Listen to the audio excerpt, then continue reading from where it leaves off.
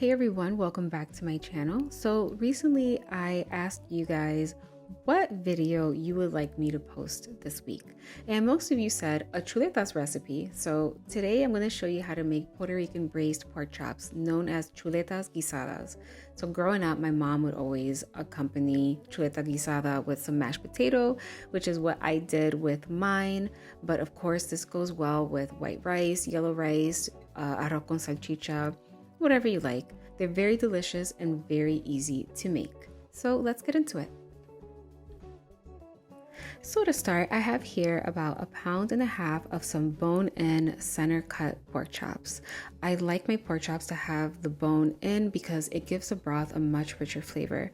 And so, as always, I like to score my meat with a knife so that when I go and season my meat, the seasonings penetrate the meat much better. And I'm going to start by adding some adobo, and I'm going to add about I want to say about 3/4 of a teaspoon, like half a teaspoon or 3/4 of a teaspoon. Just add to taste because we're going to add some other ingredients that already have salt in them. So I don't want to add too much. So yeah, I'm using adobo, but feel free to use any other all-purpose seasoning that you like, as long as garlic is one of the main ingredients.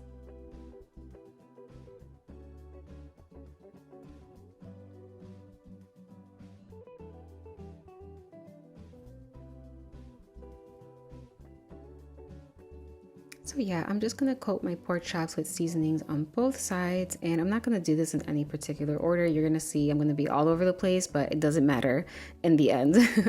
So after that, I'm gonna add some oregano flakes.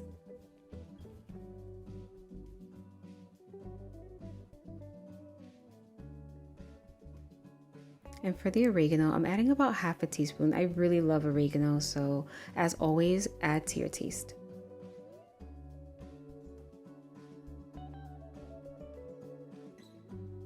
And then I'm gonna go in with a bit of ground black pepper.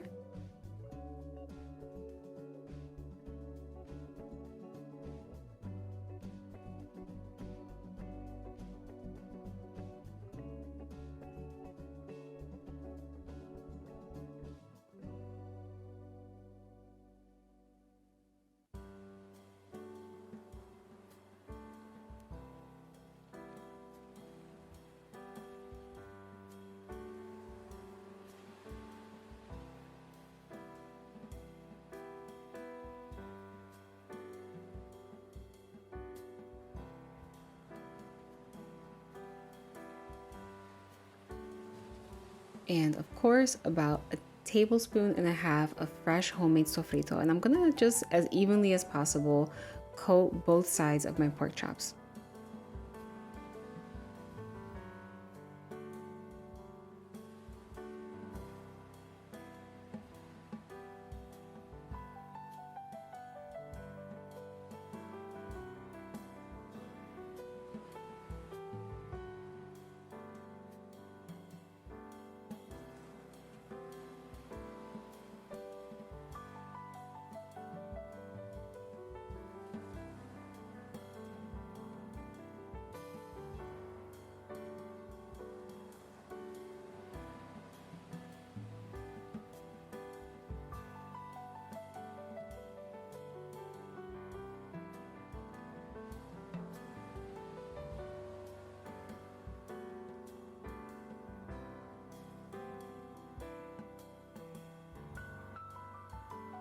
All right, and now I'm going to add the juice of half of a lime.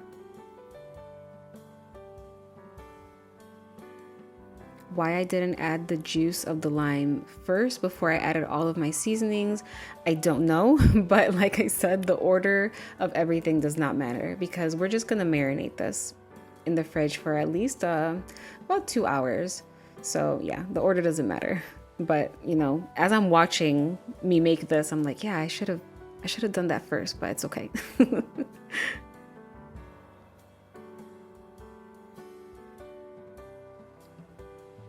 Okay, and now I have here about 2 smashed garlic cloves, and I'm going to, as evenly as possible, add it to both sides. You're gonna notice that I am using a spoon to coat my pork chops with the garlic because a little interesting fact, I'm actually allergic to garlic. If I get a lot of like the garlic oil on my skin, I get a really bad allergic reaction.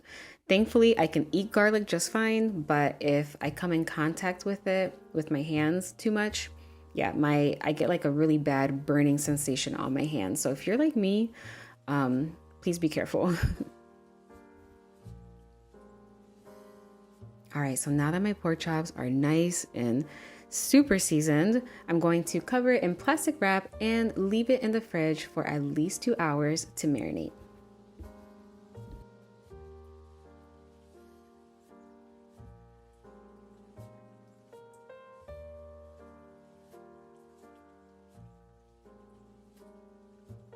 So to start the braising process of our pork chops, I have here a 10-inch deep pan, and I'm going to coat it lightly with some extra virgin olive oil.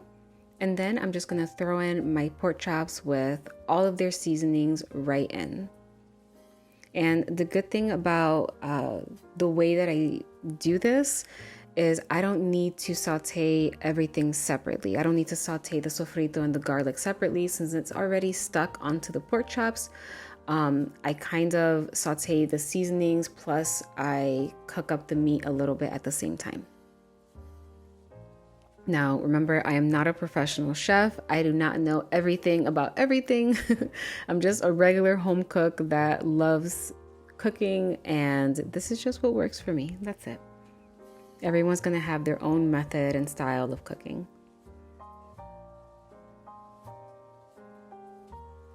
And remember, you may watch my video and try my recipe, but then in the long run, you'll find a different method that'll work well for you. So as always, use all of my tutorials as a general guide.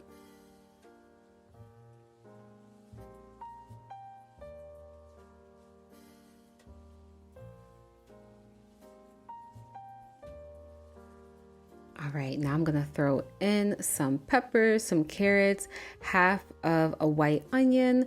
I love a lot of color in my food. Of course, the sofrito already has peppers and onions and garlic and cilantro and all that stuff, but I mean, a little extra doesn't hurt. So I'm just gonna add to my liking. I wanna say about a third of each of the peppers, and again, half of the onion and like a 1/4 cup of carrots. And then I'm gonna add about 2 cups of water just to cover everything enough, about 3/4 of the way, not too much. And then I'm gonna add only half a pack of Goya Sazón. You can use the whole pack, that is totally fine, but I just wanna use half the pack. I find that that's more than enough for me. And then I'm going to add 1 full pack of Goya pork sazon. We're gonna kick up that pork flavoring up a notch by a lot.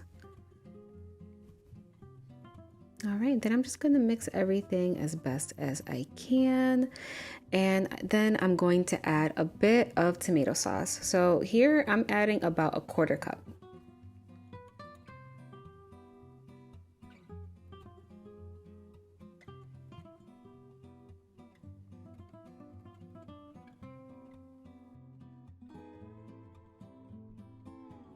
All right, so now I'm gonna let everything come up to a simmer, and once it comes to a simmer, I'm going to cover my pot, set my heat to about low medium, more on the low side, and I'm gonna let it braise for about an hour.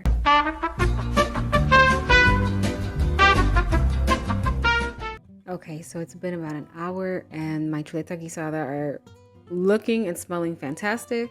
And yeah, as you can see, I don't have like any potato or anything starchy to thicken up the broth. So I'm gonna thicken it up just a little bit by adding about 1 teaspoon of cornstarch in a 1/4 cup of very cold water. I mix that up very well and just pour it over the broth. If you want it a little thicker, then you can do 2 tablespoons of cornstarch per 1 cup of cold water. But yeah, I'm not trying to make a gravy or anything like that. I just want it a little thick.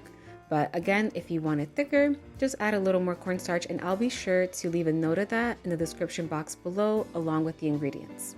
And that is all for today's video. And like I mentioned in the beginning of this video, I am serving my chuletas with some mashed potatoes. As you can see, the caldo is just so good. I didn't want it like gravy style. I made it how I remember it growing up. It's just very nostalgic to me.